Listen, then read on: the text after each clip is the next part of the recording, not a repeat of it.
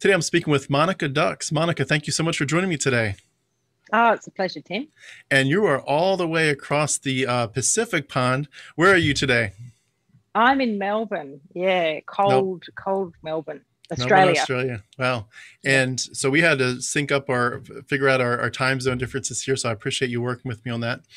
And so it's your morning. It's your Monday morning. It's my Sunday night. But Monica, just for everyone to have a brief bio here, Monica is a writer, a social commentator, and a columnist for The Age. What is The Age, by the way? It's a newspaper, the main sort of newspaper in Melbourne Okay. and Victoria. Yeah, Nice. in Australia. Yeah.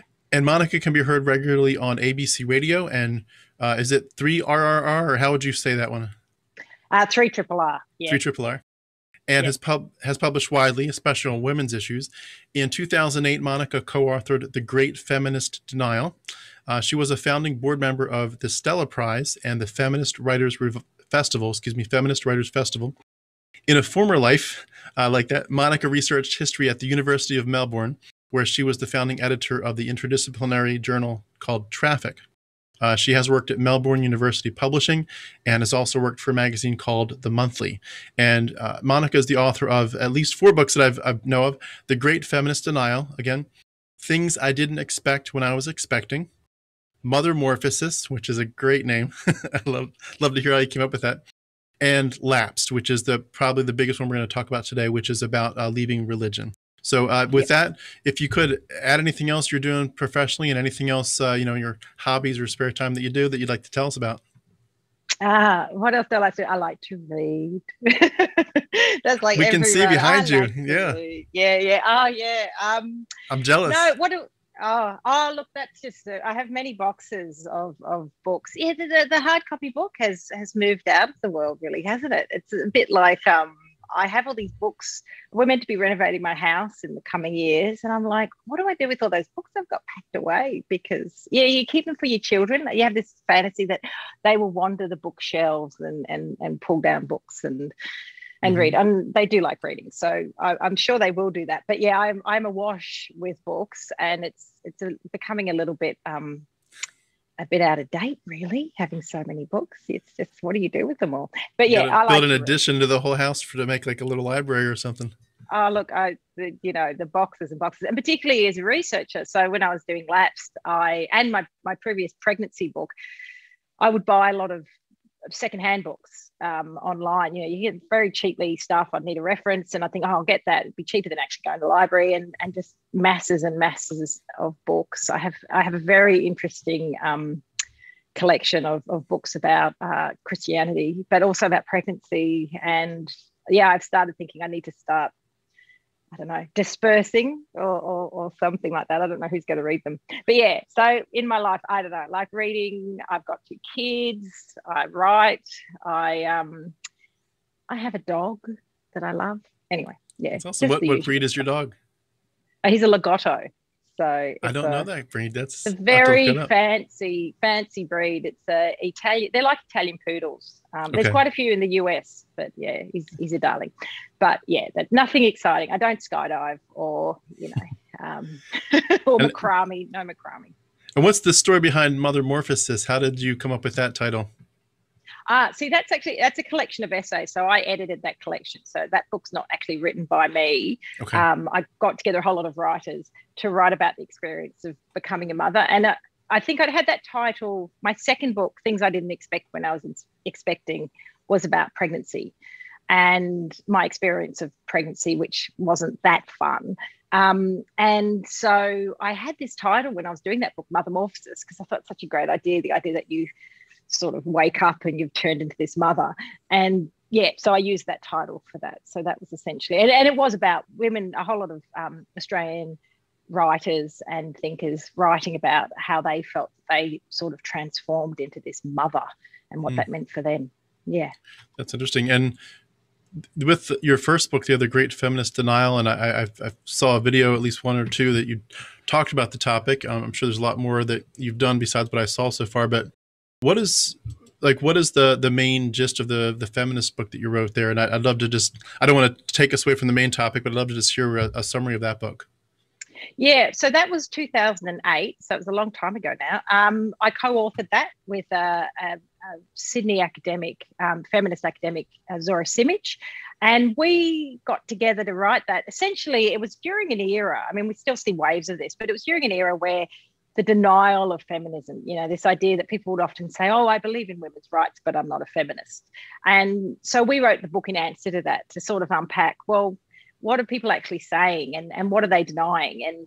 And we wanted to counter a lot of the arguments as to why, you know, feminists were these bad things and feminists are to blame for everything. And so it was essentially a book countering, you know, anti-feminist rhetoric in the media and in our conversations, and trying to, set the record straight. So how was that received?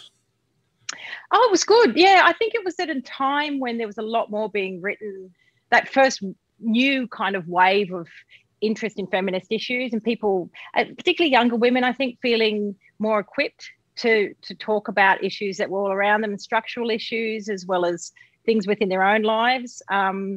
And there was a lot of books since then that have come out on this sort of topic, which has been really good to see. But there'd been a bit of a hiatus, I think, in people, at least in the mainstream media, being able to talk about feminism without having to say, you know, have some sort of qualification to it. So, I haven't actually revisited the book for a long time, and I would be curious to see how much it's dated. I'm sure it has quite significantly in some ways, because, I mean, feminism is constantly evolving, and, you know, there's so many different ways that people are feminists, so many different types of feminism. It's a huge, vast landscape, but and it's always a bit, you know, few steps forward, few steps back.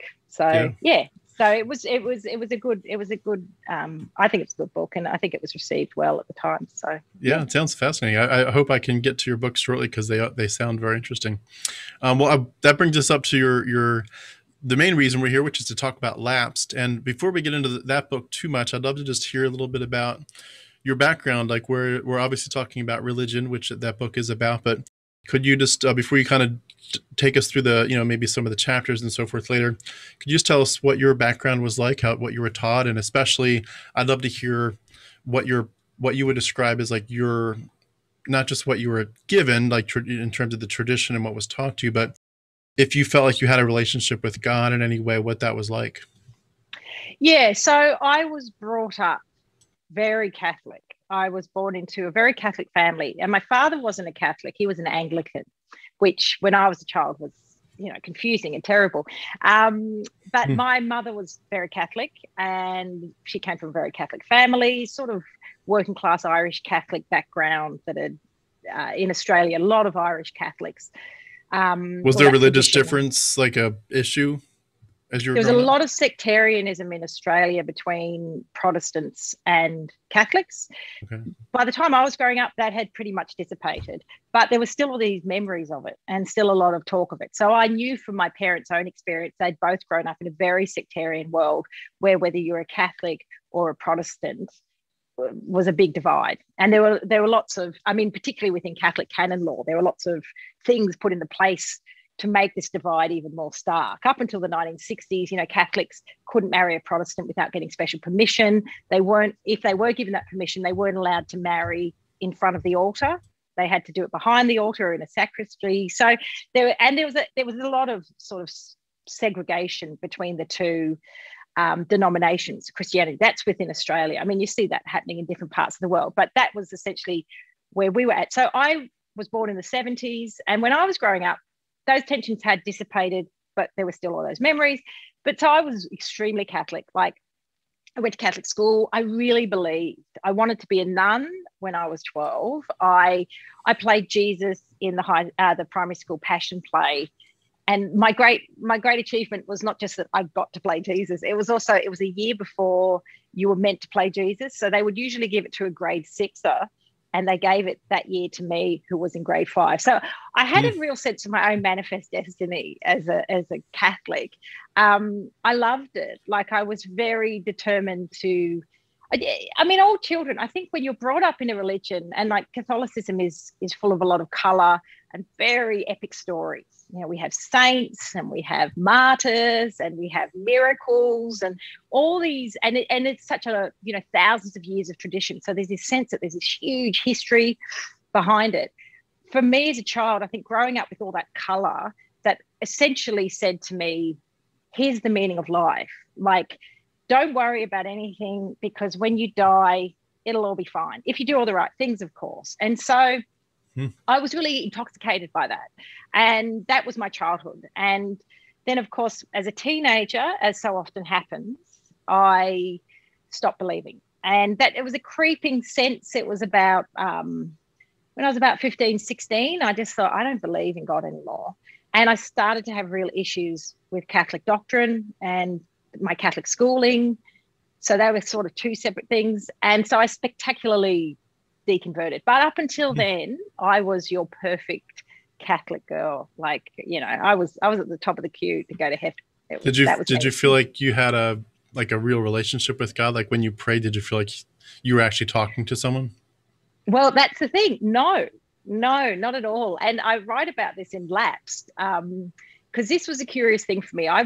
So Catholicism in the 1960s, early 1960s, you may be aware of this, but there was a thing called Vatican II happened. And so before that, Catholicism was, the way the rituals worked was quite different in a lot of ways. Vatican II happened, and it sort of changed a lot of how people worshipped and how they, what they did at the Mass. It got rid of some of the colour that had been there before, a lot of the devotionals, these sort of extracurricular worshipy things that Catholics would do.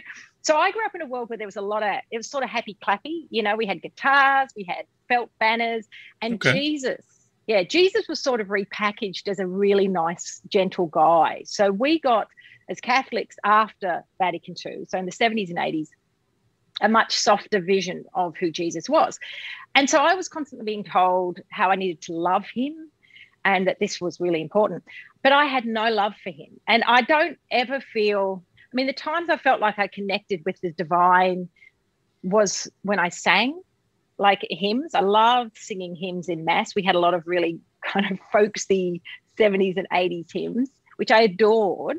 And that would make me feel sort of excited. But I never ever felt the presence of God. I was terrified there was going to be a vision because I was so into it. I thought that maybe, there's so many visitations in Catholicism. I did often at night. I was a very scared child, and I'd wake up in the middle of the night and think that I was going to see Jesus at the foot of my bed, and then he would know I didn't love him. And so I was but I didn't actually have anything in my heart. And as much as I loved the certainty of what I was being told and the colour and the excitement of it, it did trouble me from quite a young age, I think, that I couldn't quite feel it. And I remember thinking, I wanted to be a nun. And part of that, I think that a lot of the appeal is, there's a lot of appeal for young people to want to do these things. But for me, there was a little part of me that thought, if I do actually go to these extremes and I do actually give my life over to the church, then I might feel it, because, some people do feel it. And of course, a lot of the saints in history would feel this ecstatic joy, and I had nothing. And it did trouble me. Jesus was someone I just never loved. And at the time I was like, it was like my little secret. But, so when you talked about the fear factor there mixed in with that, was the fear also related to the bigger punishment coming of what if you died and you didn't have the right setup or the right relationship with God? Were you afraid of actually going to purgatory or hell? Oh, absolutely. And I think that's what religion does. I think it is always, that's the thing that keeps you going. And it's a bit like gambling, isn't it? That you need this thing that you need to keep pushing for. If it was that easy, no one would be worried. We'd all be sitting back going, it's fine. I think Catholicism has this, I was always conscious, and this is the great thing about Catholics, is you can sort of repent at the last moment. There was always this idea that as long as you say at the end, I'm sorry, you'll be right. So it was a bit like you could be a really bad person and still get to heaven if you at the right moment, if you manage to ask for forgiveness at the end, because there's a lot of confession in Catholicism. One of the sacraments, of course, is all based around the idea of purging your soul and that. But I was often concerned about not just the big stuff, but whether I was doing the right stuff. I went through a very extremely Catholic phase in my very early teens, so I'd sit in mass and I wouldn't cross my arms because I think that was shutting Jesus out. All these weird, which I think just sort of extreme behaviours to signal your piety and to try and get it right. And once again, like, no wonder. Like, I think for children who are very impressionable and very keen to learn, and when your family is telling you this is the meaning of life, like, this is it, this is how it works. But it's not just about your footy team. It's not just about like who we support in the local community. This is about eternity. And so I think the stress for children often to think, if I get it wrong, if I sin, what does that mean? Like, this could mean I will never see my parents again after I die. And that's a huge weight. So it's a bit of that for me. And I think the way that you deal with that when you're a child, particularly if you're a devout child, is to do all the rituals. And Catholicism is a very ritually based religion.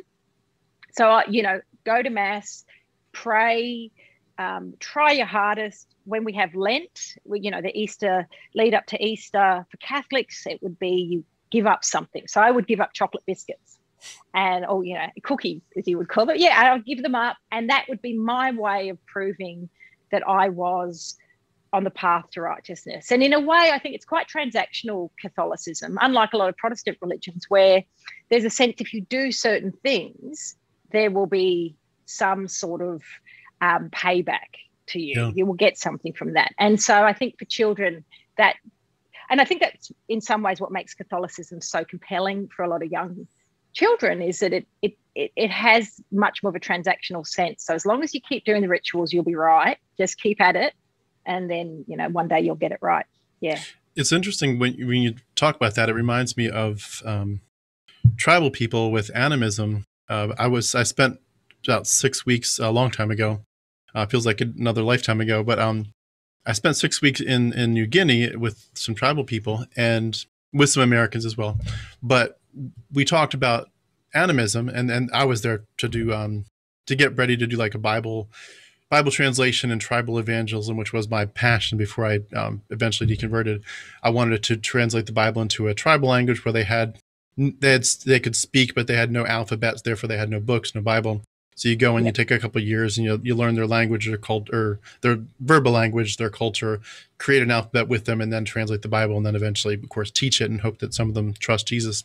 But one of the big things that they taught us was animism, which is this belief that there's spirits everywhere, and they don't really want to worship these spirits. They just want the good ones to kind of help them, and they want the bad ones to ignore them, or they want, as humans, to be invisible to the bad spirits. So, for example, if you had a big field, like your big garden, and you had, big sickles where you could chop down your vegetables real quick, and you also had a little teeny paring knife, you'd always use the paring knife. And if you asked them, why do you have a big knife? Why are you doing this real slowly?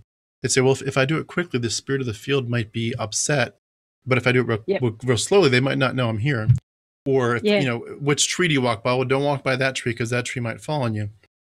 Yeah. Whatever it is, there's a whole litany of things that they come up with of, it's not like we're trying to be worshipful. We just want to be blessed or ignored, depending on what the demigod or God spirit is going to do to you. And it reminds me a little bit of that, where it's not necessarily, I'm not saying that no one is doing this with a passion for their Savior or for God, but it seems like a lot of people could get sucked into the ritual of it. Like, I just do it because it's what I have to do, and it's what I've been taught to do. It's not really like this vibrant, I'm on fire for God. Did you feel like that was accurate? Yeah, and I think that is how a lot of Catholicism works that way. And particularly, I think I see it a lot in older Catholics, those who actually grew up in an era very different to mine. So pre-Vatican II, where there was a lot more focus in some ways on devotion. It was a bit less free form. It was a much more structured, strict way of doing things. And I see a lot of older Catholic relatives who I have often thought, I don't know if they even believe. But what they do is they find comfort in ritual, and they find comfort in their community of those. This is what they've always done. And I mean, Catholicism's got so much ritual in it.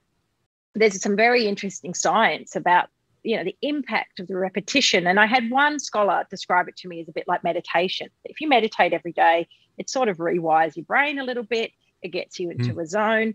And so if you perform these rituals, I mean, if you ask a lot of ex-Catholics like me, you can just trigger them with certain lines of the Mass or certain hymns, and we can just then reel off the prayer, reel off the thing, because every week it was repetition, it was order, it was it was a theatre, really, but it was a theatre performance that was being performed again and again. And so on the one hand, yes, it makes you feel safe because it's structured, and like you're talking about with the cutting of the tree, this is how we do it and you will be safe. But in another way, and I think this is, so with my book, I was very interested in how, even though I don't believe in God anymore, I haven't practiced as a Catholic since my teens, I reject it all. I've thought a lot about why I reject it. I still find comfort in some of it.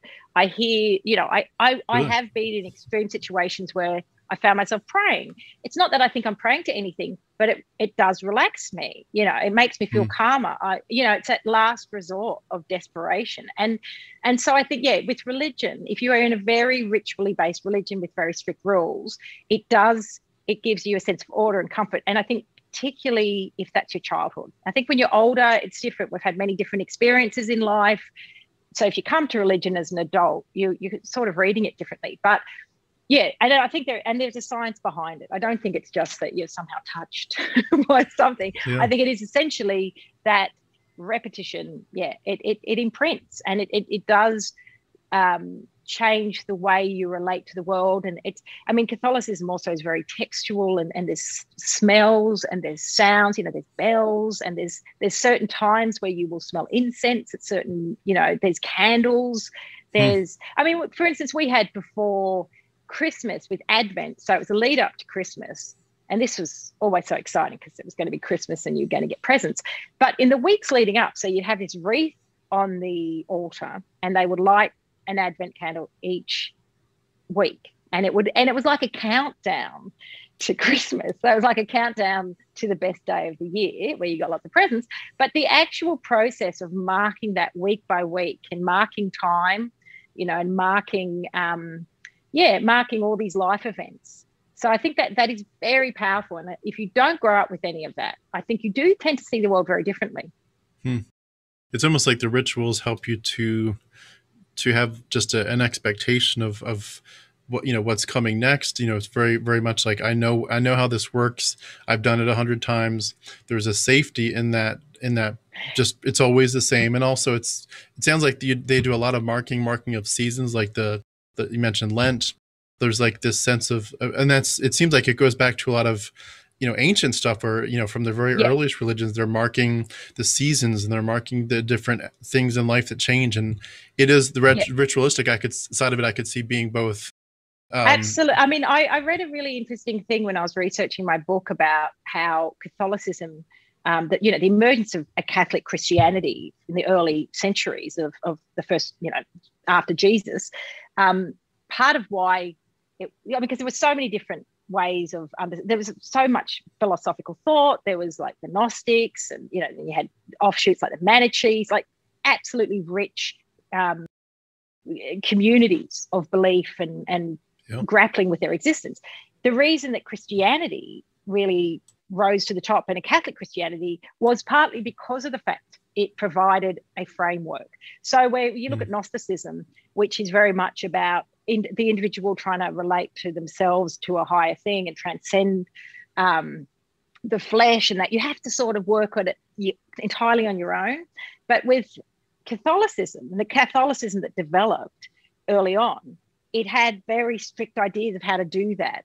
And it's always so much better to know how to reach salvation if they give you a bit of a rule book. And so you can see why, you know, that Christianity, and then, you know, at that time, was so attractive, because I would much prefer to be told. I mean, not outside of religion, you know, when I started dating, when I had children, when I you know, in my job. Like you think, I just wish someone would give me the rules, and then it would be so much easier. I just know I'm trying my best. And so I think, yeah, I think that's part of the appeal. And I think Catholicism is a religion, you know, a denomination of Christianity that just does that so well. Yeah, that's a great point. And it brings out the, like you said, the idea that you don't, it's less nebulous if you just say, do you sincerely love God? Well, you could say, well, I think I do, but sometimes I'm not sure if I do. Maybe I don't enough. But if someone says, hey, if you do the following 5 things, you do them every single week, you're pretty much good. But I'm curious with the other flip side of that, did you ever, like what would have happened if you'd say had a sin and you'd gone to bed and you know, as a child, and you did fall, you know, die in your sleep? What do you think would have happened? Like if you'd mouthed off to your mom, or you'd stolen something that day and it wasn't confessed, what would have happened when you fell, you know, when you went to sleep? And then if you died in your sleep, would you have gone to purgatory or hell, or could you still go to heaven? Yeah, I mean, so I was never told and particularly I think this is also a post-Vatican II thing. It wasn't as fire and brimstone. So I was often told at school that hell was a place that was absent of God. So it was just like a bit of a kind of divinely snubbed, you know, and that would be terrible. So it was, although there was still the fire and brimstone idea of heaven and hell, you know, it was still there. But the way I was taught at school, and it was a bit, like I said, you know, a bit more happy clappy, it was a little bit more forgiving. But I think it was still an either or proposition. People go to hell or people go somewhere, and then there's those who really hit the jackpot. And so I think I had you know, Catholics can, you know, there's a cliche that we're very guilty, and I couldn't find much research on what that means. There's not been much research done into Catholic guilt, but I do feel like researching my book and talking to other Catholics and looking at the way that we believe and how we believe, I think that you are made to feel very guilty because you are constantly monitoring yourself. You know, what am I doing wrong? What am I doing that's sinful? I might not know it's sinful, but maybe it is sinful. I mean, and that's sort of written a little bit in Catholic canon law. So if you look at something like excommunication, which is a medicinal remedy for Catholics. So if you excommunicate from the Catholic Church, it doesn't mean that you're thrown out of the church. It means you're sort of being a bit naughty and you're in the sin bin. So they still think you're Catholic, but you're denied certain sacraments and you're considered really bad. And there's an interesting thing with some forms of excommunication.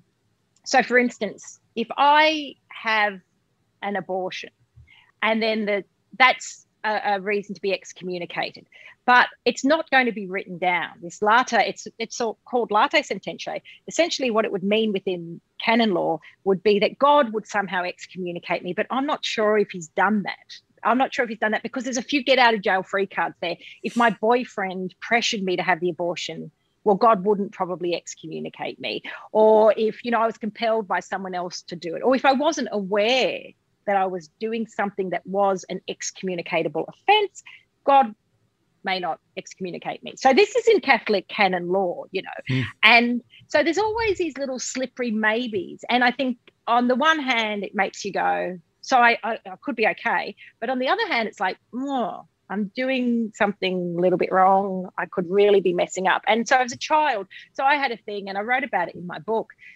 I used to suck my thumb. I loved my thumb, this thumb. It was just my favorite thing. And I sucked it far too long. And everyone was, you know, my mum was always trying to get me to stop, and I hid it from everyone. It was like I was a drug addict. It was my secret because I thought that children who sucked their thumb publicly were making a fool of themselves. You did not, you know, it was my little dirty secret. And I sucked my thumb, and there was a moment where I thought, oh, maybe that's sinful. Like maybe that is a sin. And partly because my mum was telling me it was bad and I knew it was dirty. And so I stopped sucking my thumb. But, you know, on that level where I think the way that you're taught as a young Catholic, you do start to look at those things. You do start to wonder, is that sinful? You know, and you are encouraged to look into your soul all the time. And it does breed that sense of, guilt. Can I ask, I hope I can come up with a good way to frame this question, but have you ever heard of Pascal's Wager? Yes, I have. Yep. Okay, so for anyone that doesn't know, I don't know what I'm asking about. Pascal's Wager, I'm not going to focus on that. It's just an illustration, but it's the idea of if there's no God and I'm an atheist, then I'm fine when I die. There's no God. I didn't go anywhere. I didn't think I was going to go anywhere. I died. I was right. I didn't go anywhere. But if there is a God and you deny him, you say there is no God, but there actually is. And he said, if you don't, profess your faith in me, then you're going to potentially burn, at least from a Protestant perspective.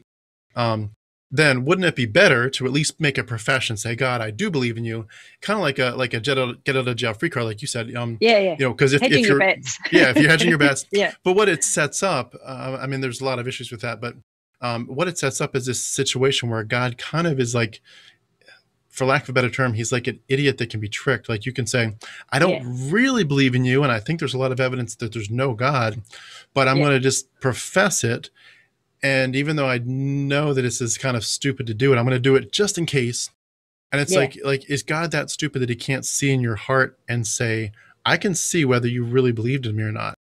And with the stuff you're talking about with all these rituals and everything, it almost seems like people are, at least from an outsider's perspective, like people are doing stuff with this hope of like, I hope that God can forgive this sin. But if I know that if I just say these words, if I do this one ritual, if I say a couple of Hail Marys, that I'm kind of like he's this old man that's kind of like half deaf or something. If I say the right words, I'll kind of trick him and he'll just kind of overlook it and say, oh, everything's fine. I'm not going to be mean to you because you gave me like an old grandfather that says, so just give me a hug and we'll be fine. And it's like, you're kind of like giving him little hugs by doing little extra things. Did it feel like is God like it's making God out to be this very dupable character? Yeah, look, and I think, what you're pointing at there too is, I think when you start to try and logically break down God, you run into so many problems. And this is something I was very fascinated by with my research about the history of Catholicism and Catholic thought and theology so there were these great thinkers, like really smart men, like people like Thomas Aquinas, Augustine of Hippo in the 4th century. Like these are great minds, and yet they tackled some really strange questions. And I started realizing, when you look at this, because when you set up this big idea of someone that no one has seen, we might say, oh, well, he touched me and I felt him, but no one has actually met this dude. So it could be anything, and it's like, okay, so a good example of that, I guess, is sex. So in Catholics are obsessed with sex. And I wrote a chapter on this in Lapsed because I was like, I was obsessed with sex. It was something I was absolutely fascinated by. I was told in high school, don't masturbate because that's sinful. And there was all very strict rules about what was acceptable Catholic sex. And that was within a Catholic marriage. It had to be very vanilla. There was all this kind of idea about what sex was good and what was bad, and essentially that all kind of came down to what desires were appropriate. And so when you go back and you look at the history of where these ideas came from, and this is why I was like, why do Catholics think so much about sex? It's like Jesus didn't really say anything about sex, and Catholics, with the New Testament and with the Gospels, there are sort of two things he says that allude to sex, but they're not really about sex. So where did it all come from? And you realize, when you look at how thought developed within the church, a lot of this was figuring out these propositions that were put forward. So some of it was dealing with a hangover of pre-Jesus times. So, because of course, Jesus didn't just spring up out of nowhere and it all started there. We have, very strong, Judaic history. You had the Greeks and the Romans, you had the Gnostics. So all of that was this coalesced with Jesus. But then you've got to figure out, okay, so we're going to have this religion, and then you have to have rules, but then you're setting up a God who's saying this, and then, we better come up with this idea of original sin, and then there's the Garden of Eden. And so what happened in the Garden of Eden? Oh, well, this must have happened because and then I'm going to, and so whole libraries dedicated. So there was this one issue which I thought was really hilarious about, called coitus reservatus. Now, it's different to coitus interruptus, which is when a man and a woman have sex, he pulls out before he ejaculates, so he doesn't make her pregnant. Coitus reservatus was this question that was posed by theologians, great minds of history. If I have sex with a woman, but I don't ejaculate within her, have I sinned? have I sinned? If I have not spilled my seed, have I sinned?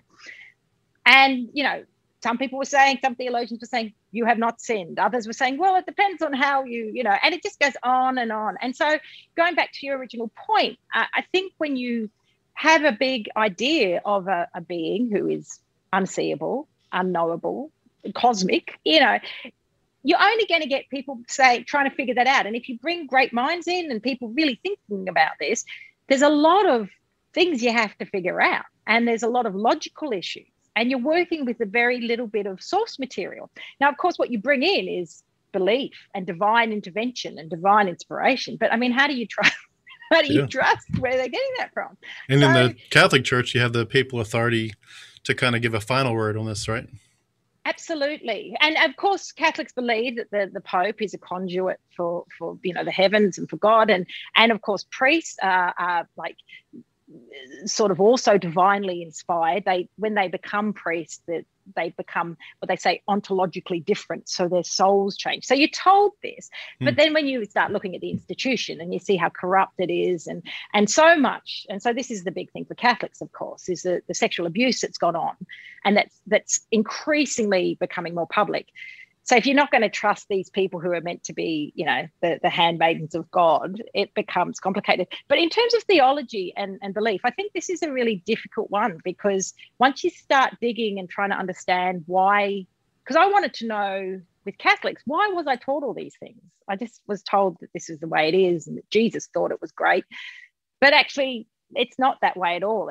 This is a lot of people over many centuries coming up with these ideas that did evolve very slowly, but still essentially come down to people's interpretation. And so, yeah, it's fascinating. But I think going back to Catholics, I think that because you're brought up in a religion that's so much based on ritual, and you're told, then it's very hierarchical, it's very patriarchal. You don't actually know why you're doing this stuff. You're just told, but we're in charge and we know what we're doing, and it's okay, just trust us.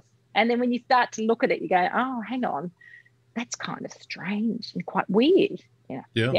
It sounds like a lot of control, like a desire to really control people as well. I mean, I'm not sure if it could be argued well if it was really planned out that way from the beginning, but it seems like the way it evolved pretty clearly shows an evolution, at least, of a desire to control people and basically to say, I'm close to God, and you know, if you want to be close to God, you'll listen to me, and you know, to kind of consolidate the power, and certainly to consolidate some serious money as well on the way. But it's like that power relationship is just like in the fabric of organized institutional religion. I mean, that's it. Like, it's about power. And I grew up in a world where, you know, nuns and priests, clergy were very different people. They lived in another world. And there was so much respect given to them. And and there is a lot of power. I mean, you give money over to the church. You fund buildings to worship, and it's very much about power. I mean, I think all institutional religions have those levels of power, and so you throw in this woo-woo, like this God, and it really opens up the landscape a lot, because with the typical corporation, you can say, well, what is the power and who is this benefiting and how does it work? When it comes to organized religion, when it comes to Catholicism, it's like, well, of course there's all this power because God makes it so, and because we have some, you know, and that's so hard. You can't argue with that. You can't sort of come, and it's like you can't go, oh, but I don't believe that God. Oh, but then you're just the, you know. So well, you've piqued my interest then, because you've as I've learned enough about your story to know that you obviously were very, very much exposed to this. It was part of your DNA, so to speak, to the point that you wanted to consider being a nun. What would take you away from such a powerful background of you know the beauty of the church, so to speak, the love and devotion of Christ, and certainly your community supporting you, I'm sure, in it? You obviously took a U-turn at some point. What started it? Like, what was the first seed of it? Yeah, well, for me, and I think my story is pretty typical of a lot of very passionate Catholic children.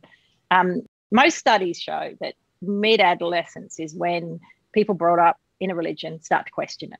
And sometimes they come back to it, but often they don't. or they somehow maintain some nominal affiliation, but they don't really believe. So there were kind of two things I think that happened to me in my teen years. One was I just realized I didn't believe it. And it was partly I had never felt God in my heart. I just knew he wasn't there, and I kept trying and trying. It was like trying to be in love with someone that you're not in love with, you know, and you think, I've got to end this relationship, and it can go on for years, and you just know it's not working for you, and it's horrible. It's horrible. It's a good illustration. Yeah, and so I think that happened. I had never really felt it was real. And I think I started seeing a lot of what I was being taught and had been taught made no sense to me and started to make me really angry. And so the big trigger, besides actually just not being able to believe it, was specifically about the Catholic institution. And for me, it was sex. So I was like, this is the late 80s. HIV/AIDS had become a big thing across the world. So there was a lot more talk about sexuality.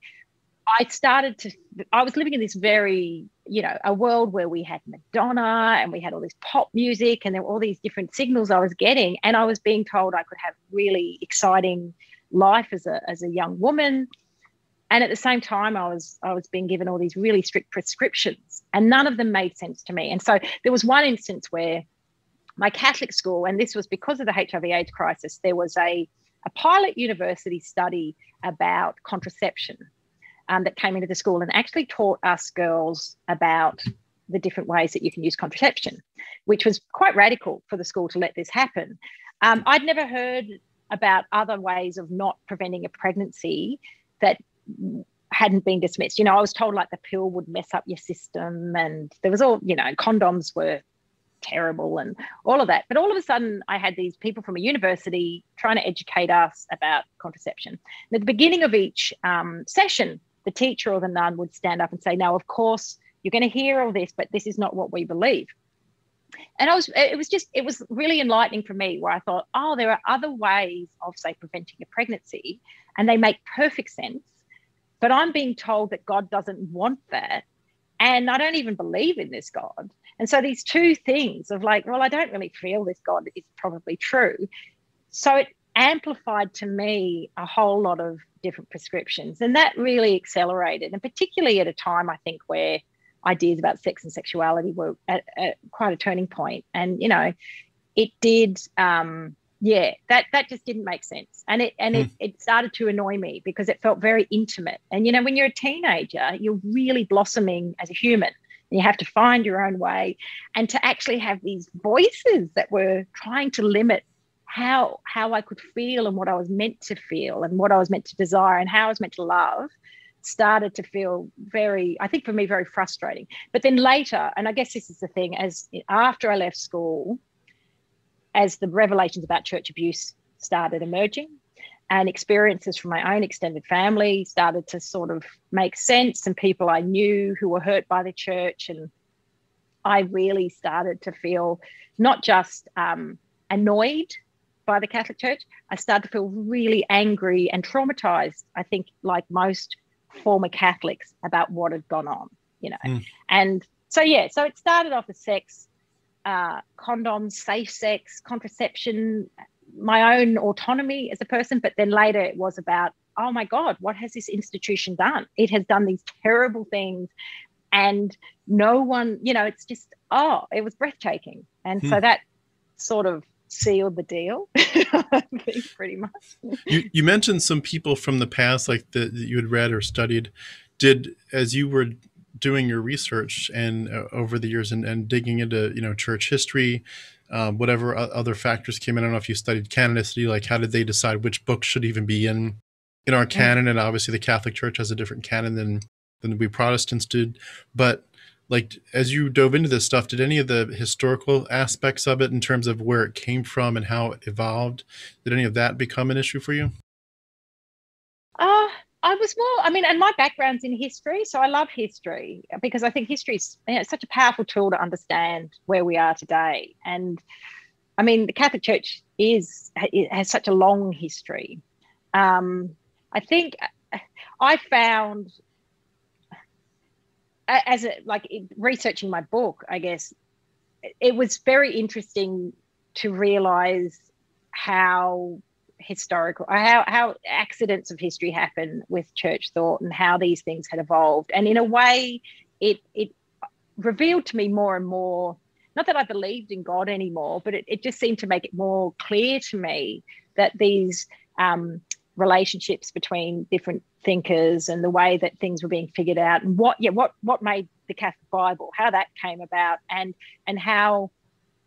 Okay, so in a different context, we'll look at something like the Humana Vitae, which was a late 60s edict put out by the Pope, Pope Paul, saying that contraceptive use other than, having sex at certain times of the month, but you can only find out by putting a thermometer inside of yourself, is sinful. So using the pill, all of that. Now, when the Humana Vitae came out, that was considered really a big slap in the face for a lot of Catholics, because a lot of Catholics at the time thought that the Catholic Church was going to update a lot of its prescriptions, as a lot of Protestant churches had, about contraceptive use. And this is very important because, women were dying from pregnancies, trying to end pregnancies that they hadn't wanted. And it really took away a lot of women's autonomy. And so the Humana Vitae came out and the Pope really pushed back. Now, when I was researching the book and looking at the history of that, first of all, it was like finding out. So there had been a commission during Vatican II that had supported the idea of incorporating contraception use, artificial contraception, outside of, just not doing it at certain times in the month. And this had been recommended. And, also that there had been this groundswell that for more actual practicing Catholics, that this would be acceptable. So the Pope comes out and says, no, it's not acceptable. Here's a Humana Vitae, bugger you all.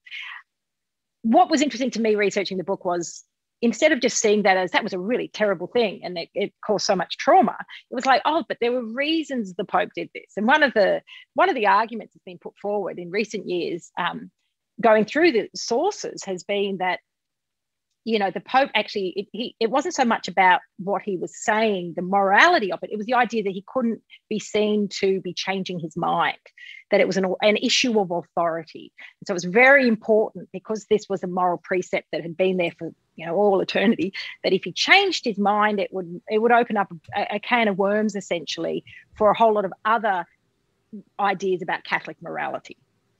And so, so if going back to what you were saying, if that was your question, I think that in terms of the historical context, when you start to realise, not just, there's one thing about saying, I don't agree with that. I don't agree with what Catholic, contemporary Catholic doctrine says about contraception. That's my personal belief. But then when you try and understand, but how did they come up with those beliefs? And you see the reasons and the power machinations and the pushback and how that unfolds, it really does also create a whole new story and expose it in a very different way. And I think that's one of the things that all people, particularly when you deconvert, you're pushing up against. It's not just belief.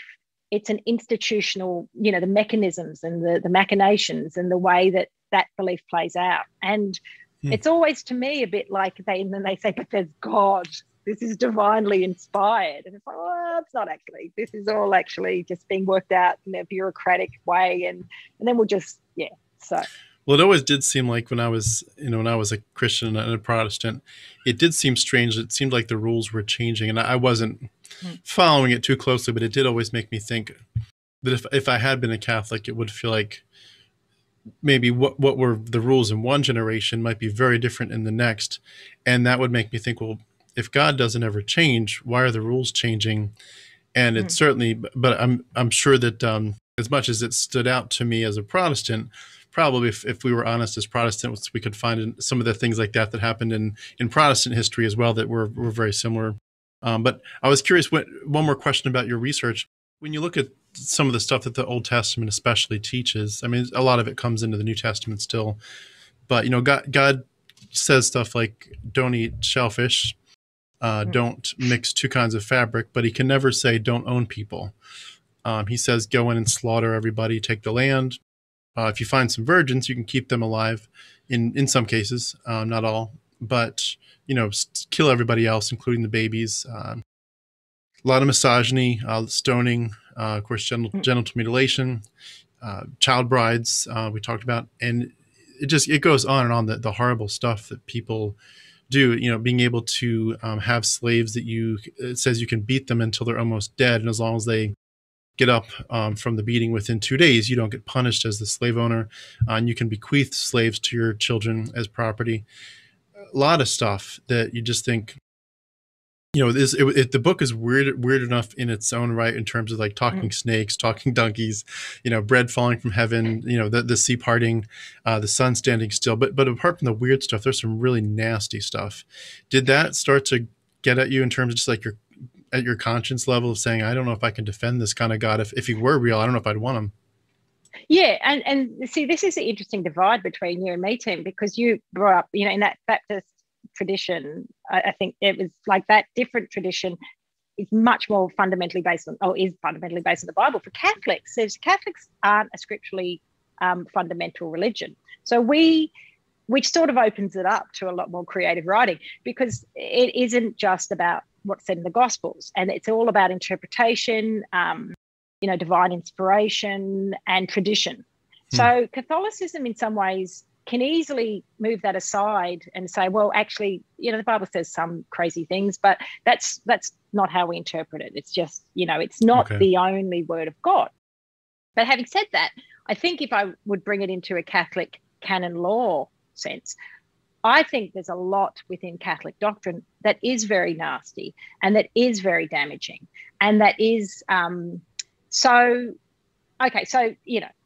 this vast history of this vast organization, I would, if we're going to hone in here, something like homosexuality, and how Catholic doctrine changed. The idea about homosexuality changed in recent decades. So it used to be that homosexuality is terrible and evil and sinful, but now they say it's a homosexual act that's wrong. So you often find, and the Pope has sort of signaled this, it's okay if you're gay. That's blessed. It's actually a grace from God, because he's given you this extra cross to bear. It's the act itself that is a sin. So if you're gay, like you're there's nothing wrong with you. It's a gift. Just don't have sex, which is abusive. I mean, that's abusive. Like, I just think that. So and things like masturbation is sinful.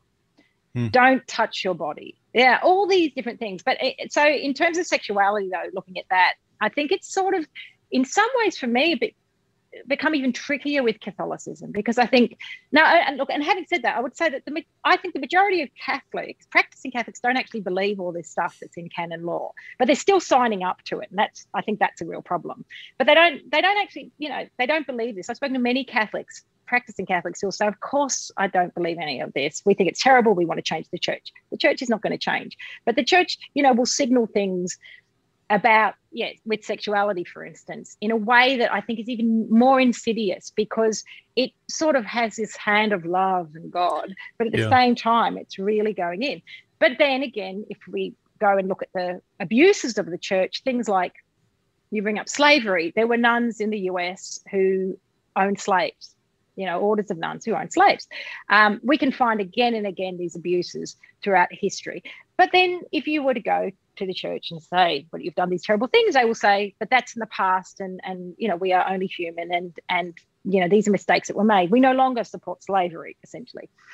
But then when I was researching the book, so I started, one of the things I think that was very clear to me is that a lot of people who are nominally Catholic, who sort of baptize their kids or send them to Catholic school, they may not even believe in God, and they may not, but it's sort of nice, and you've got Jesus and he's a great guy, and what's the harm? We're not bigots, we're not homophobes, we're not, that's not going to be a problem.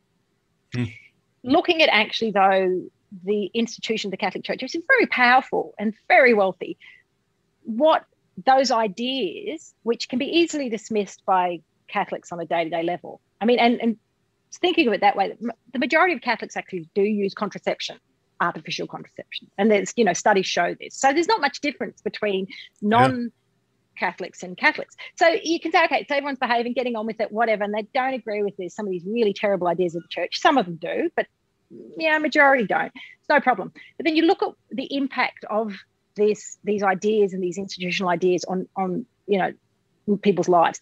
And when you look at something like contraception, there's many examples throughout the world. You saw it in Ireland with Savita Halapanova years ago, a woman who actually died while miscarrying her fetus, but the Catholic institution, the Catholic hospital would not give her a termination to a miscarrying fetus because that would be sinful, even though her fetus was, dead, dying, and she actually died of septicemia, right? Which that tended to spark anyway. So that she was a big example. But these kind of instances happened in Argentina. So at the end of last year, Argentina finally passed laws to about abortion to make it more accessible with certain caveats. But women have been dying in countries like Argentina. I mean, you see what's happening in Poland. So all these ideas about sex and sexuality and a lot of Catholic ideas that the majority of Catholics themselves find repugnant actually have an impact, actually play out and cause trauma and damage. And I think that's sort of, I think that's as pervasive as saying, well, a lot of these bad things, slavery and that, the church used to support that, that's all in the past.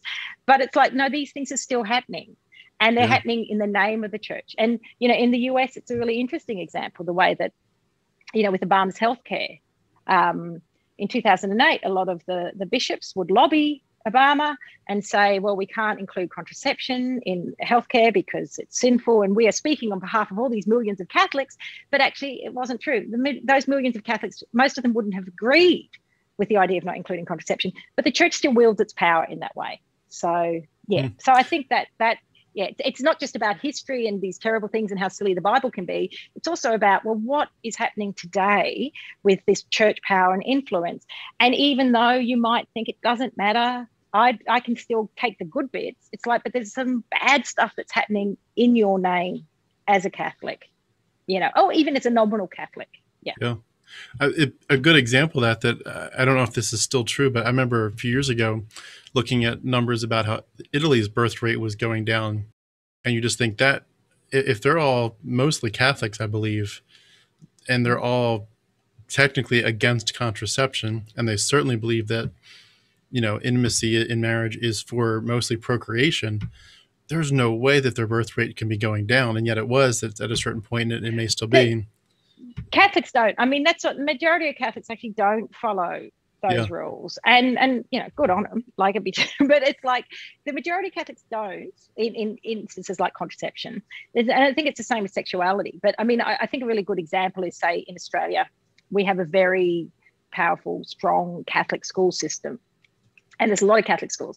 And I have friends who are gay and work at these schools and have said to me, we've got a really good LGBTIQ plus program at the school. The school's really supportive of my sexuality, all of that, which is really good, right? So you've got the people on the ground who are like, we have no problem with this. But actually, if the bishop wanted to intervene, or if someone came in and did have a problem, there actually is an issue. It's like we're operating on two levels here. And so you see, and I think Catholics do that very well. But Catholics have always ignored what the Pope says and what they're told to do. And Catholics, that's one of the great jokes about Catholics. But actually, there is that power still there, and it can affect. And so, my friend teaches at school.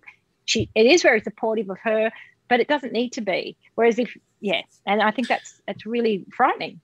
It's amazing that they would ignore, the church's edicts too. It's a mind-boggling paradox, because it's like this guy is the vicar of Christ, or when he's speaking ex cathedra, this is the voice of God to humanity, and obviously people would say, oh, we believe in God, we want to be followers of God, we want to be passionate for our relationship with Him, and yet the main guy that God supposedly put up to be the main intermediary is kind of ignored. It's a funny dynamic. Because we have conscience, so we can follow our conscience. I mean, and they said that about contraception and the Humana Vitae. We can do these things. We follow our conscience. So there's a lot of get out of jail free cards for Catholics. But I even think that, I mean, if people have to figure out their beliefs and how they navigate them in the world and that.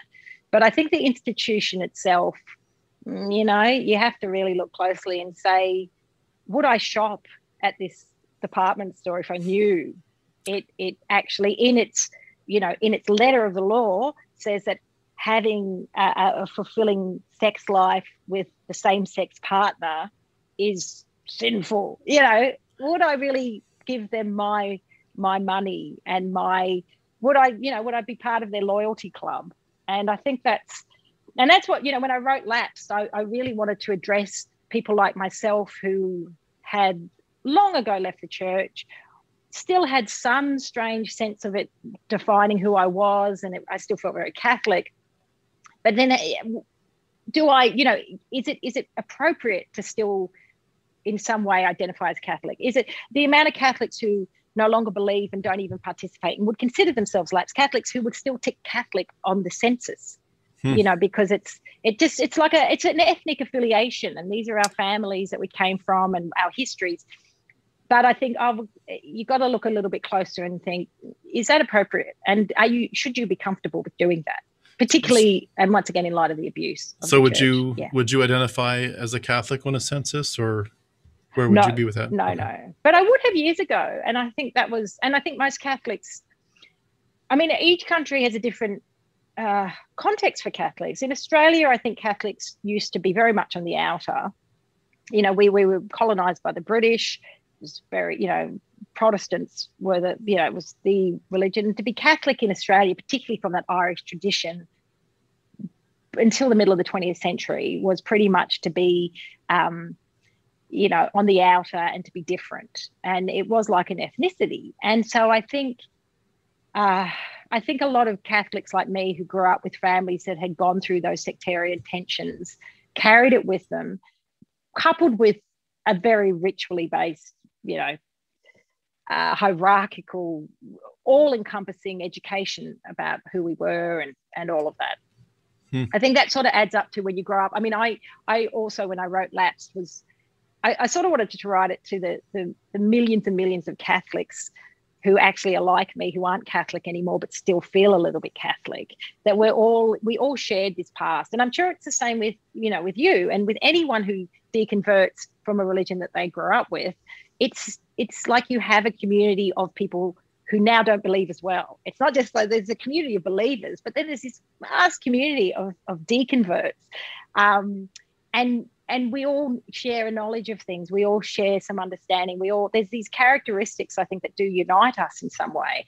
And so, yeah, that was for me, that stayed with me. So no, I won't put Catholic on the census box, but I did sort of figure out by the time I got to the end of my book and all my research and speaking to people who had grappled with these issues, I did come around to thinking, instead of seeing it as a negative, the walking away and the deconversion, there's actually a positive in embracing this new way. And that, I thought, I'd always imagined it's a rejection, but you're actually embracing something new and something that I think is more ethical and also is not hypocritical and it's an ethical choice, and that we are sort of obliged to own it and to not have to hide it and to not have to feel that, we've just, you know, I don't need to tell my relatives. It's like, no, I have reasons for rejecting Catholicism, and here they are, and I have thought them through,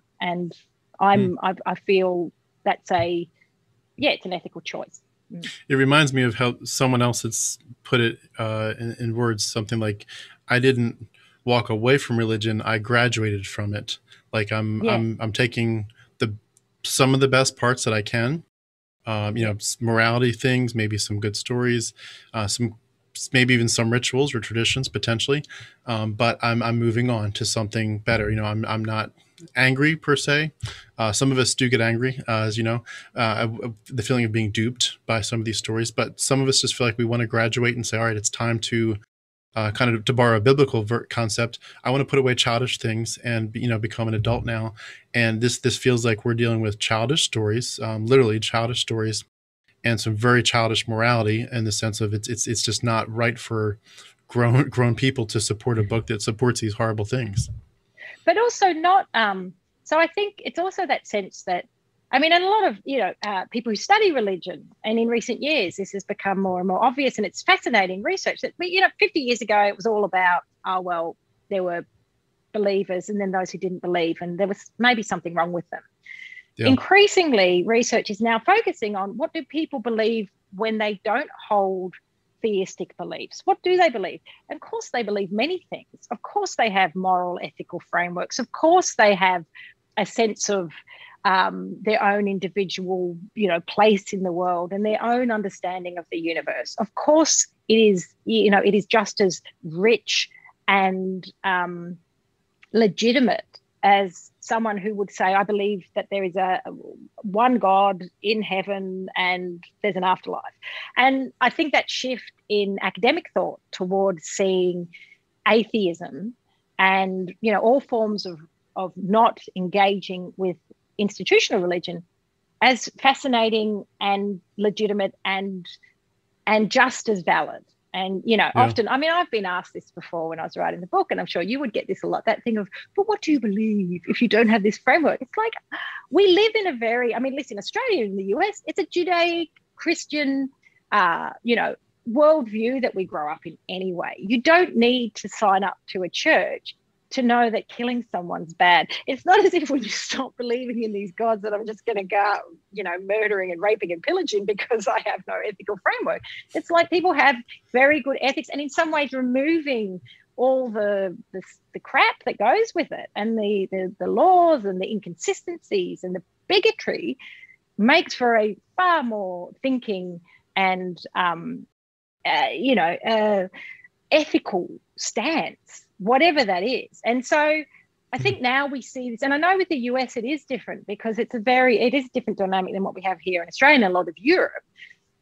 I know it's hard. I read some interesting studies that like a lot of people in the US who are actually atheists hide it because it's not a good look. You have so much more God in your world, and we don't have that as much here in Australia. But I think as a Catholic, there's still this sense of respect and adherence to religious beliefs that we must often pay lip service to without actually saying, but this is bad. Like we have schools in Australia don't pay tax, Catholic schools, Catholic institution doesn't pay tax in Australia. And that's just appalling. It's appalling. But it's once again this idea that, well, but it's God and it's people's beliefs. And it's like, well, anyway, that's a whole new ballpark. Somehow sacred. Well, can I ask this? We've talked a little bit about kids, and my question is not about the kids that have been hurt in the sense of like priests have molested them or whatever, but just looking at even kids that have had an otherwise good experience where they were treated with respect and all that. The issue of psychological manipulation and even psychological abuse.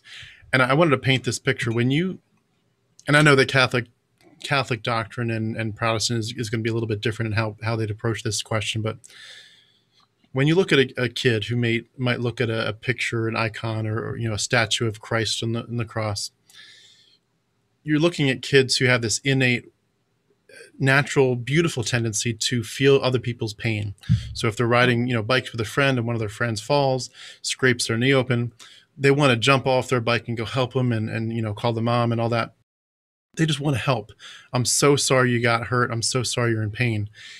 And that's a beautiful part of their makeup. Well, when you look at a child who's looking at this icon maybe of Christ on the cross, the nails in his hands and feet, the crown on his head, the spear in his side, and someone says in the homily or in the scripture that's read or the sermon, Christ did this for you.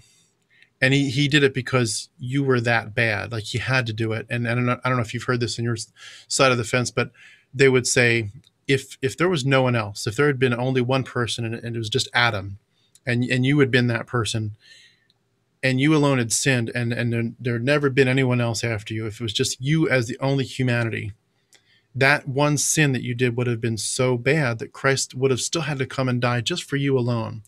That's how bad you are. And it just makes me feel like we're preying on preying on children's best instincts, their instincts to feel people's pain. So they see this Jesus character just drowning in the torture of crucifixion. And for someone to say that this person that you feel so bad for, their horrible death, you did that. You're the reason they're there. Does it feel like there's a side of this that totally apart from the child abuse stuff, but the priestly abuse, but just telling kids you're that rotten without this God. It's like, it gets to me when I think about it. Yeah, and I mean, once again, we're on different sides of the Christian fence here, but there's similarities for me growing up and with Catholicism, that as a small child, and as a grown-up, if you go to mass, you declare your unworthiness multiple times in a mass. Now, I might go now and declare my unworthiness because I'm an adult and I've done things like I'm an adult, but it's always it's troubled me to think. Now, so both of my children, I never baptized them. I talk about that in my book. I almost did. But I also, I mean, they're very ethical, good people. But I now look at them and think, when they were 7, so when I was 7, I had to sit in front of a priest, very nervous, in a room alone, and tell him my sins for the first time. So first confession for Catholics, which is a very big deal. It's before you become, go on the journey to become part of the church. And every child would have to go in and sit with this priest and say, forgive me, Father, for I have sinned. We all made it up. Those are all Catholics too. That, Catholic children, this is one of the most common stories I've heard is, what do you do? And as a 7-year-old, a 7-year-old is not as sinful, they're children. And so you'd go and you go, I did this thing. But of course he did. So making up sins was very big. But to actually have to think of yourself in such an unworthy way, and I think Catholicism, there's a deeper history for this too, particularly for Catholic women. I think that this idea of self-abnegation and unworthiness and how that manifests in a sense of shame. Yeah. But I do now look at my children and think that is really strange, that I would have ever wanted them to think so hard about what they'd done that was sinful. But, going back to Jesus, what I think is interesting about him on the crucifix, I wrote about Jesus. I spent months researching who exactly Jesus was. And the historical Jesus is fascinating because the jury's still out. There's so much very good scholarship around who he was, and very little of it actually has much consensus. There is a sense that he did exist, most likely. Most of what is in the Gospels he didn't say, but some of it he would have said. But so it's fascinating history. But so I had this friend who had to send her kid. She sent her kid to a Catholic school because the public school, there was a few issues, and it was the local school. And she went around to look at the different Catholic schools. Now, she was brought up without religion. She wasn't brought up in Australia, so she wasn't even brought up in a Christian world, in a Christian country. And she was so funny because she said to me after she'd gone and inspected the school, she says, I met the principal and I'm walking down the corridor for these. And she said it was like the preps, the first year little 5-year-olds. She said, I look at the walls as I'm walking along, and there's just all this blood, these drawings of blood, just pictures of blood. And then she was like, oh, and then she realized it was pictures of Jesus on the cross. And to her, though, her reading of it as someone who was not brought up in this way, and it's not familiar to her, was, oh my God, like you have 5-year-olds coloring in these wounds and this suffering. But for someone like me, it's like, oh, that's just Jesus. I spent so much time in my primary school colouring in this man being tortured on a crucifix. But I think what the effect of that is, and I think it happens for most, or at least I know from Catholics, from my experience, is, but I'm sure for most Christians, it loses its power. There's the idea of semantic association, that when you repeat something again and again and again, it becomes meaningless. And so one of the things for me growing up with Jesus was I would look at this man being tortured on a crucifix each week. And sometimes I would think, is he hot?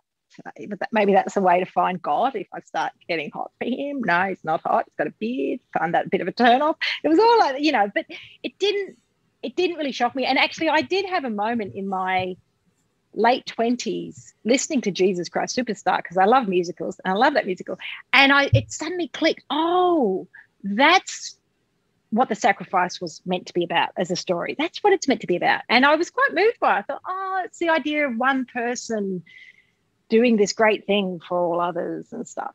As a child, even though I went to mass every week, I went to Catholic school, I was surrounded by all this imagery. I never got it. It never made sense to me. Because, it just never sunk in, and no one ever explained it to me. And that message completely passed me by. And I don't think my experience is that dissimilar to most people. I think you just sort of accept it. And then, of course, when you come up against these difficult ones, it's like, but it's a mysterious, God's mysterious ways. There's a mystery.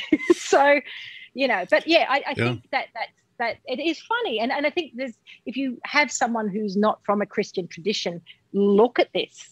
And I had read, someone was writing about how the Japanese, because they don't have this Christian tradition, often find the idea that you're worshipping a corpse really strange. And particularly someone who failed, you know, that kind of God, really. I mean, the fact that he was crucified, it didn't really. So, yeah, it is very strange. And when I was writing Lapsed, I had always found a lot of Catholic stuff sort of weird, but it was so much a part of my own experience.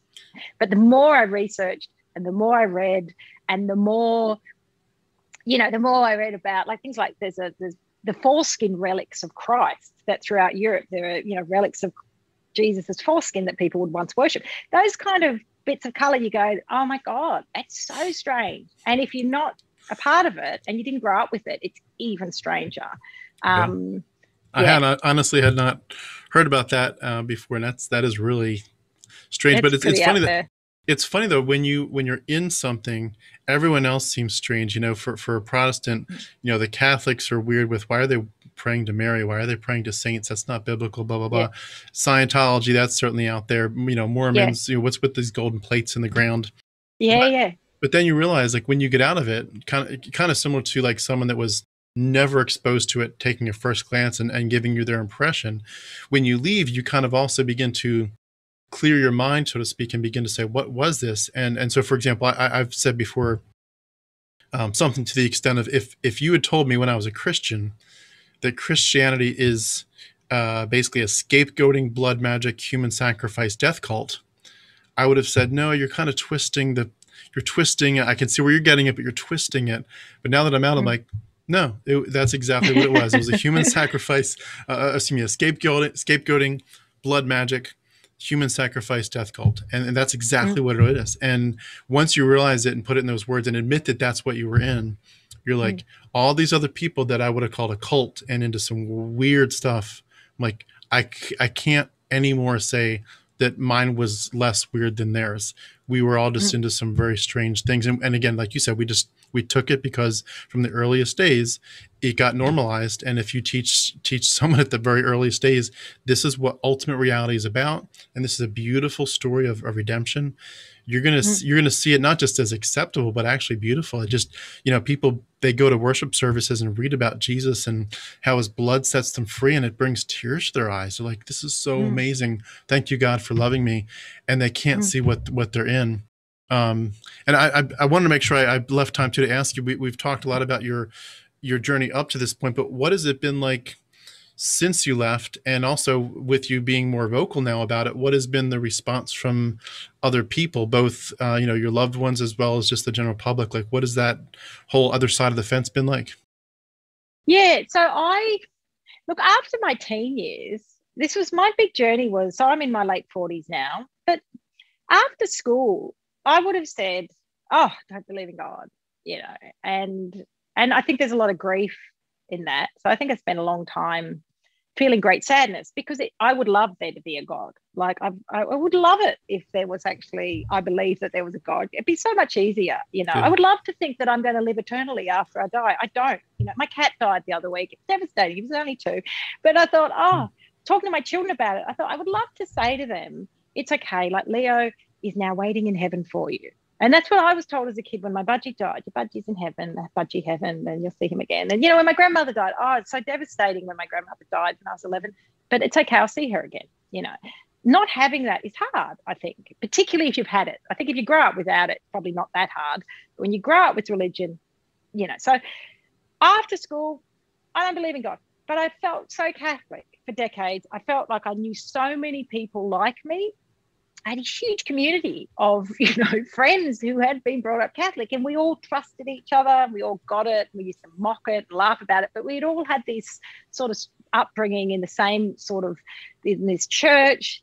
We'd left it behind, but we were still unsure how to describe ourselves. I think that was a big thing for Catholics. Some religious denominations and Christian denominations are much better at saying, I'm an ex-Methodist.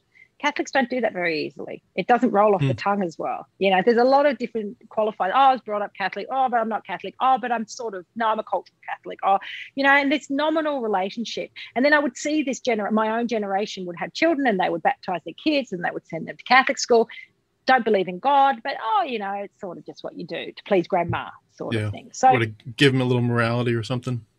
Yeah, so there's a bit of but this persistence of a lapsed Catholic identity always fascinated me. When I had my kids, I decided not to baptize them, but I nearly baptized my daughter in the bath because when she was 6, she decided in Rome on a family holiday that she wanted to be Catholic. And I was like, oh, and so I thought, I'd baptize her, but no, I didn't. But so there was all this sort of, it just was always there. And, you know, my husband was baptized Catholic. And it had this kind of, his father is Croatian, and it was like this sense that that's what you do, but he wasn't brought up with religion. So for him, it was interesting together. He would always say to me, that's weird. These things are weird, but he would be like, oh, he was sort of Catholic, but you're not Catholic. So there was just this relationship that happened. And I think Catholics particularly have this relationship for, you know, the reasons we discussed early on in this. But yeah, so I decided to write my book when my daughter decided she wanted to be Catholic, thinking how do I have an answer to her as to why I'm so conflicted about the church and why it's not just, I think if she'd wanted to be any other sort of religion, I would have been like, yeah, sure, like it's your life, whatever, you know, she'll get over it. It's like being a vegetarian, which is fine, but you know, it's just like it's up to her. But I just, yeah, so I went and had to really, I digged into the history and to my own childhood and I ended up writing a memoir. I mean, it's a funny memoir because it's very funny, but I also had this bigger question about, well, who am I in relationship to the church and who am I, you know? So publishing the book, it was hard in some ways writing it because I didn't pull any punches. I ended up going really quite deep into a lot of theology and history and also into my own past and thinking, you know, that stuff is wrong and weird, and looking at abuse, church abuse, and stuff that had happened in my own extended family and, you know, people I loved, trying to unpack that and say, well, I'm angry, but what do you do with that anger? And who's responsible? And where does the culpability lie? And I started to realize that, you know, everyone I grew up with were all sort of connected to a lot of this abuse in Catholic institutions. It's so widespread. And in Australia, just these networks of pedophiles that were operating. We were all there. We all went to schools where things went on and we were part of that whole world that turned away. And so I tried to figure that out. So, yeah, so I published the book.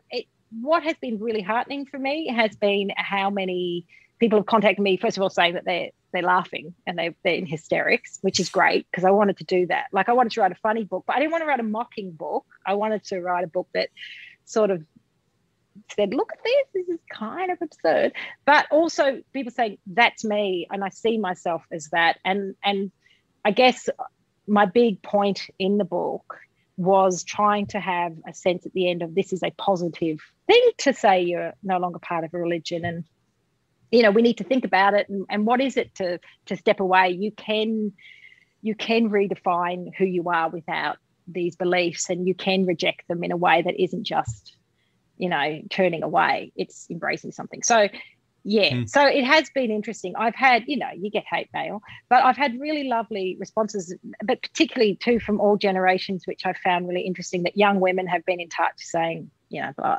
this spoke to me, but also men in their 60s and 70s who went through a very Catholic world, some, you know, who were part of that whole abuse that went on and have said, they thought that I painted a picture that resonated for them. So that's been really good. But I think what it is that I think we are a big community of lapse. Just as I'm sure, you know, with your own deconversion, there is a big community of people like us out there, and there always will be, you know, people who walk away from religion.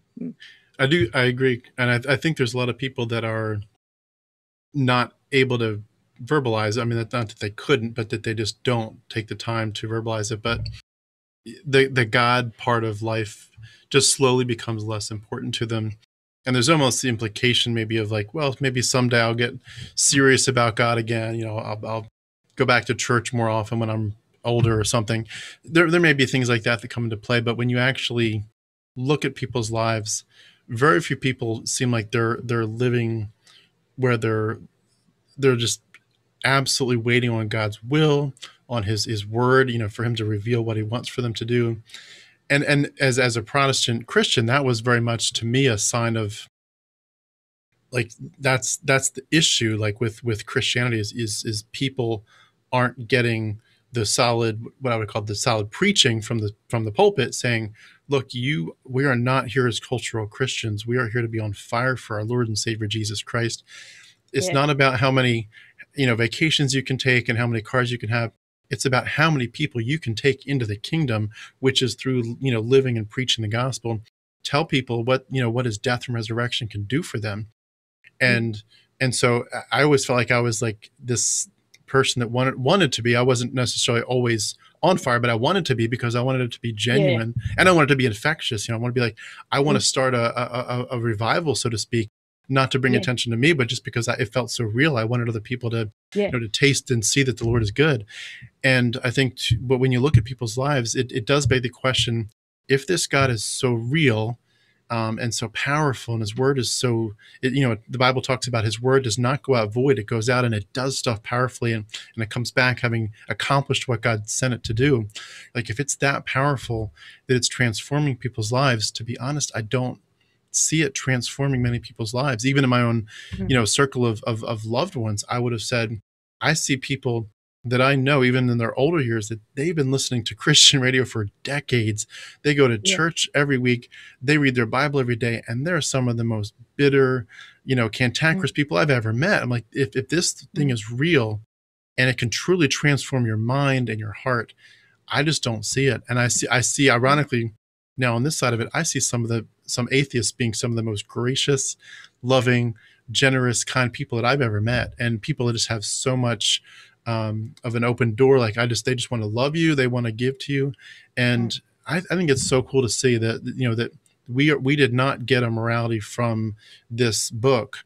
We got it from our culture, and whatever else we could say about that. Like, there are genuinely good people who have completely walked away from religion, and they're shining their light better than a lot of Christians ever did, to me. And I just love that. I love that dynamic, and I love being able to help people see that, especially the ones that are in it, where they are on fire still, to say, you got to understand, you think your message is like, just God is love. Isn't that so nice?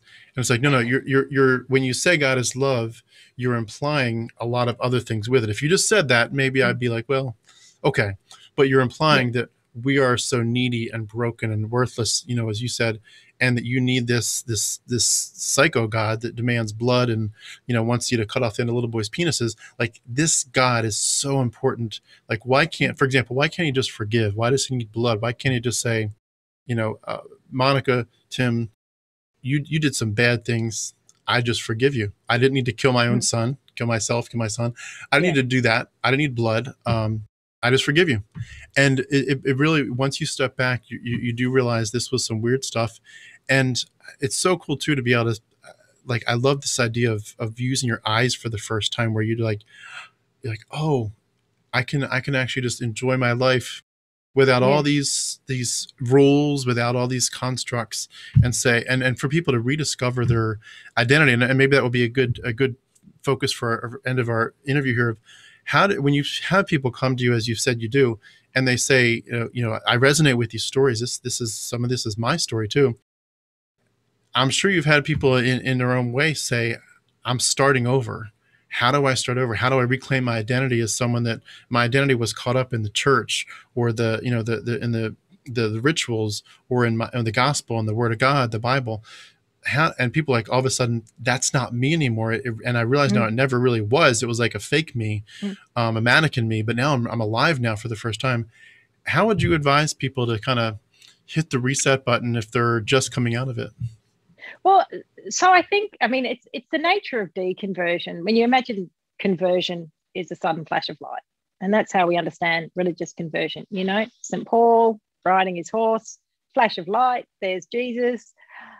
2,000 years later, we're sitting here talking about all of this. But, that's what happens when people convert. It's a flash. deconversion is very slow. I think it's an unraveling, and it's like a falling out of love. I mean, I used that earlier when we were discussing, I was saying about falling in love and not being able to really love someone. But I think deconversion is this unraveling of belief, and it's not just one thing. Like for me, losing my belief in the idea of a God was only one part of the whole package of walking away from religion and rejecting it. And I think in a way it's easy to snap out of God. Like if you never felt it and you know it's not real, you start going, oh God, it's just a bit silly. That's sort of easy because we can all do that. It's all the baggage that goes with it. It's all the cultural stuff. It's the family. It's the communities. It's the, you know, the rituals. It's your past. It's the stuff that, you know, decisions you might have made in your life about who you are, on and on. That stuff's big. And I think it just takes time. I think it's that sense of, I think it is actually realizing, for me as a Catholic, so I gave up on God very early, but I think when I was researching and writing my book, I thought I would figure out some way to get a complete blood transfusion, like that somehow I'd come out of it and then just remove all the parts of me that I feel are very Catholic, things that I do, quirks about my own behavior, my guilt, you know, I have this urge to confess, like terrible. I can't stop telling my own secrets. Like I can't, you know, all these different, and my brother, who had a very similar journey to me, he also talks about this. We've always said these things about us that we want to get rid of, that we know are part of what it was to be brought up Catholic. I really did come around to thinking I will always have that as part of who I am. It is part of your identity. I think that the identity of being a deconvert, for me, my identity as an ex-Catholic is as much an identity as if I was a Catholic.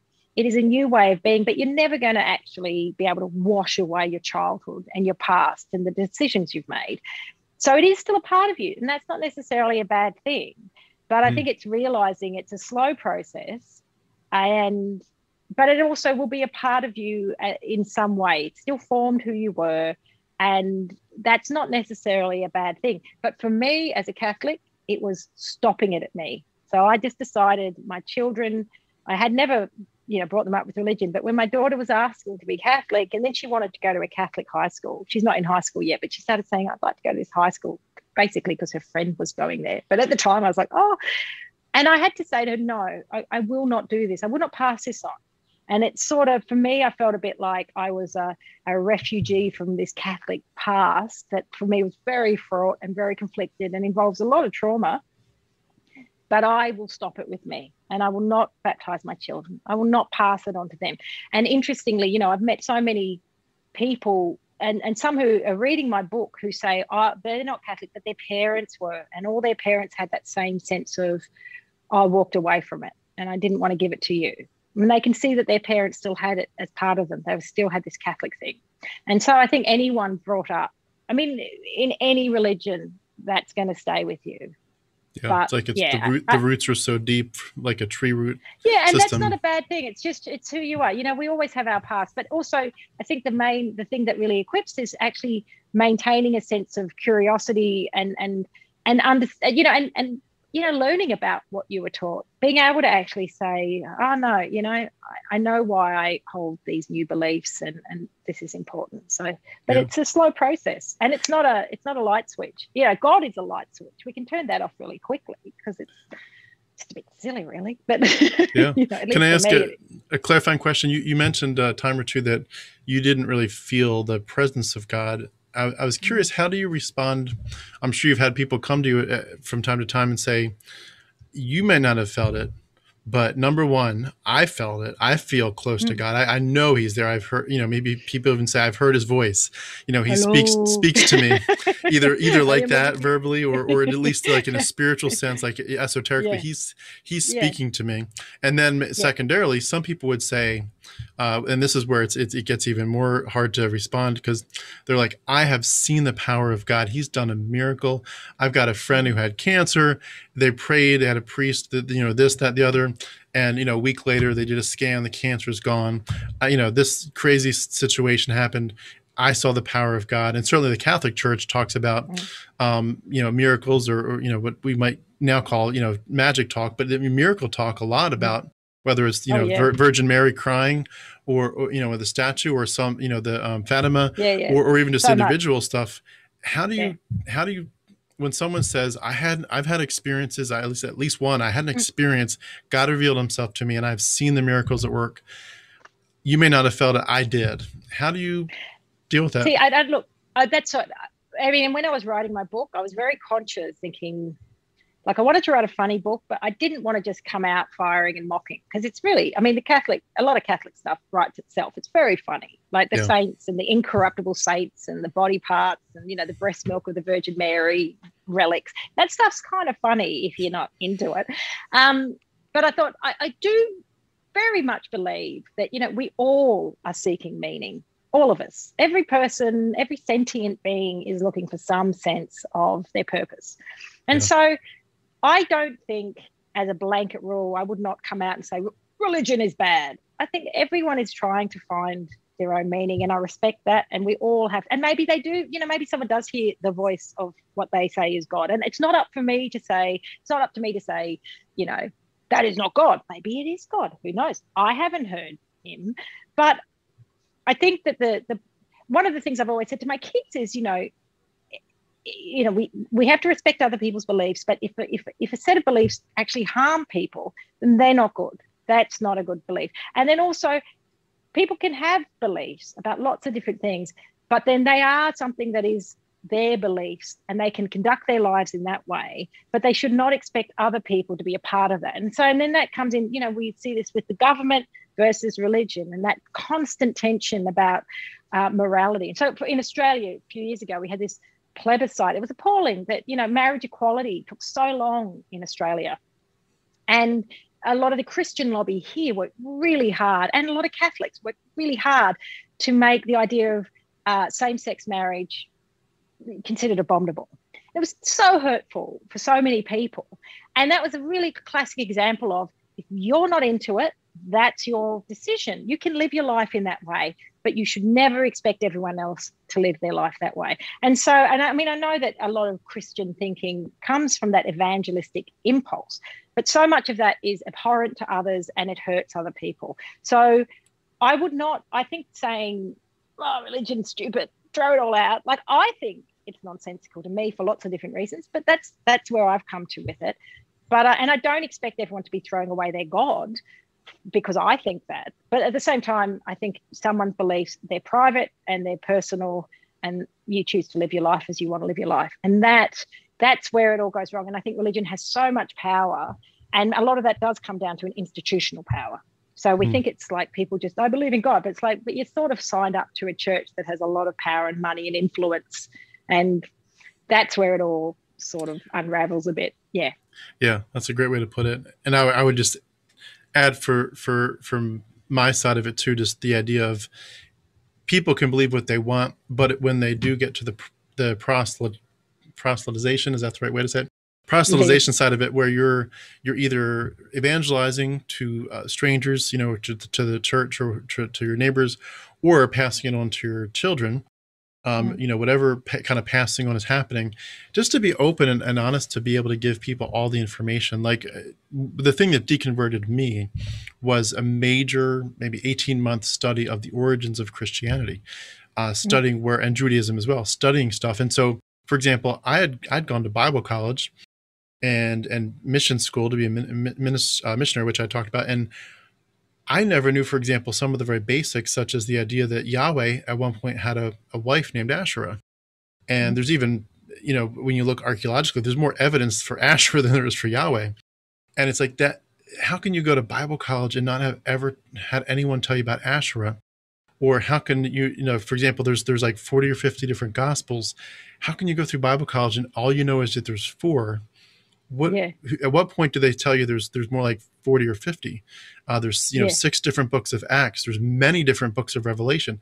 Why don't they tell you that? And that's just the tip of the iceberg. But like, to me, it's like, if you got a table of information, say, I want you to base your life and your worldview on this belief system. Don't give me 5% of the information. Give me everything, at least everything you can, and then say, here's what we know. This 5% says exactly what I believe in my religion about it.